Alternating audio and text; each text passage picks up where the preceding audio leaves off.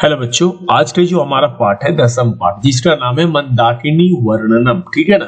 तो इसमें आपको मंदाकिनी नदी का वर्णन किया गया है। ठीक है। तो यहां से एक प्रश्न पूछा जाएगा कि मंदाकिनी वर्णनम पाठ में किस नदी का वर्णन है। तो क्या जवाब दोगे आप? मंदाकिनी नदी। ठीक है ना। आपका ये 1 नंबर का प्रश्न आएगा।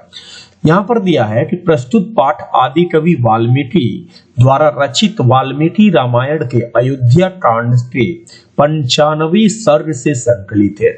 अब यहाँ से बच्चे ये प्रश्न पूछा जाए कि मंदाकिनी वर्णनम जो पाठ है हमारा वो कहां से लिया गया है, तो आपका आंसर होना चाहिए कि वाल्मीकि रामायण के अयोध्या कांड के 95वें सर्ग से लिया गया है। ठीक है ना। अगर ये प्रश्न पूछा जाए कि रामायण के रचयिता कौन है, तो आपको आंसर देना है कि महर्षि वाल्मीकि। अगर ये प्रश्न पूछा जाए कि आदि कवि किसे कहा जाता है, तो आपका आंसर होना चाहिए महर्षि वाल्मीकि। ठीक है ना। तो मैं आपको जितने भी पॉइंट बता रहा हूं उसको बच्चे ध्यान से सुनेंगे, देखेंगे तो जरूर आपको कुछ ना कुछ फायदा होने वाला है। ठीक है ना। इसमें मंदाकिनी नदी की स्त्री शोभा का वर्णन है। तो यहां से प्रश्न पूछा जाए कि मंदाकिनी वर्णन में किस नदी का वर्णन है, तो आपका आंसर होनी चाहिए मंदाकिनी नदी। ठीक है ना। चलिए आगे बढ़ते हैं।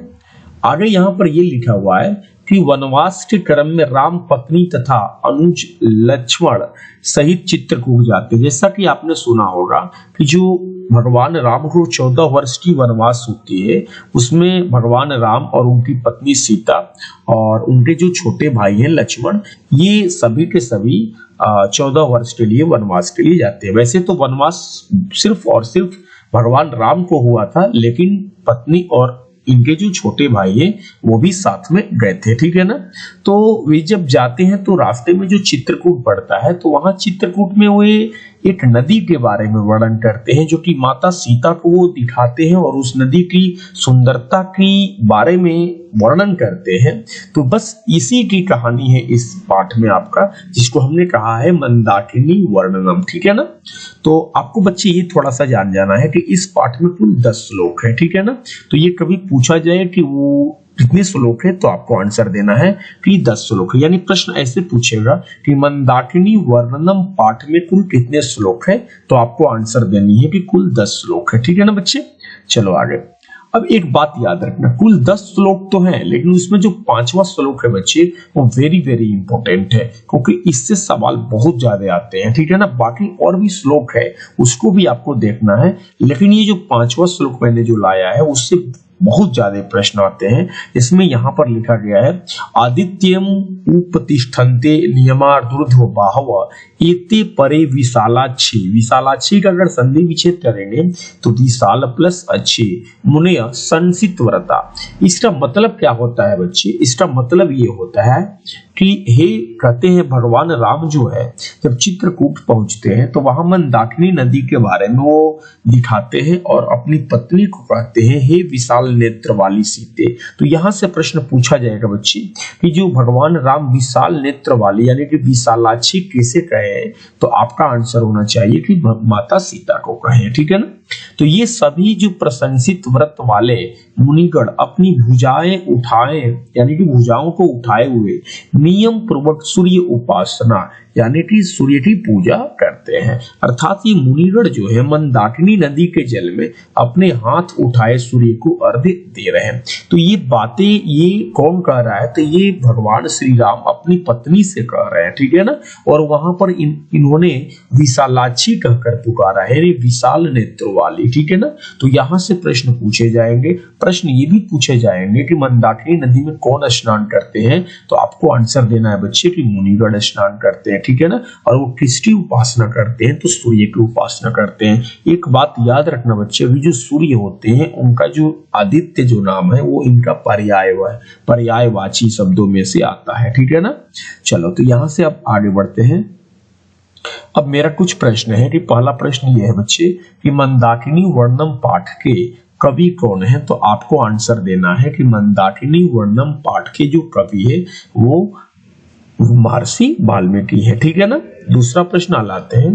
दूसरा प्रश्न ये है बच्चे कि मंदाकिनी का अर्थ क्या होता है, तो मंदाकिनी मैंने बोला भी कि एक तरह से गंगा का ये पर्याय है, तो हम ए नंबर पे मार देंगे। ठीक है ना। अब तीसरा नंबर प्रश्न ये है कि मंदाकिनी वर्णम पाठ में कहाँ की नदी का वर्णन है।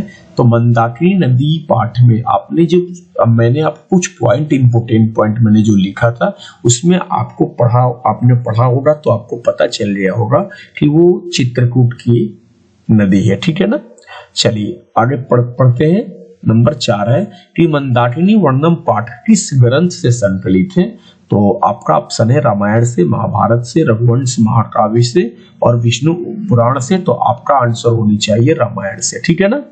चलिए नंबर 5 पे चलते हैं कि नदियां समुद्र में कैसे मिलती हैं। तो आप सभी बच्चों ने पीछे वाले चैप्टर्स में भी पढ़ा होगा कि नाम और रूप दोनों को छोड़कर मिलती है, ठीक है ना। आप समुद्र के किसी भी पानी को उठाकर और ये डिसाइड नहीं कर सकते कि ये आखिर में जो ये पानी है कौन सी नदी का है ना।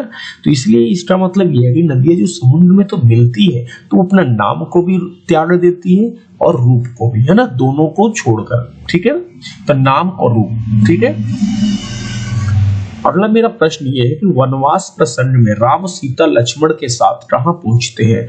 तो जो वनवास हुआ था तो भगवान राम सीता लक्ष्मण यानी कि राम सीता लक्ष्मण ये तीनों के तीनों लोग कहाँ पहुंचे थे। ये तो चित्रकूट पहुंचे हुए थे, ठीक है ना।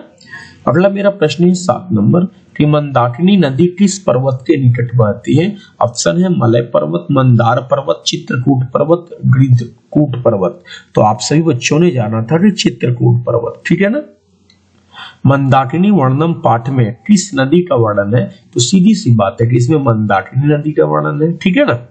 प्रश्न संख्या 9 पे चलते हैं कि वाल्मीकि रामायण से कौन सा पाठ संकलित है। तो वाल्मीकि रामायण से जो है क्या विश्व शांति है या कर्ण से दानवीरता है या नीति श्लोका है या मंदाकिनी वर्णम। तो हम बार बार हम लोग पढ़ते आ रहे हैं मंदाकिनी वर्णम जो हमारा पाठ है आज का, ठीक है ना।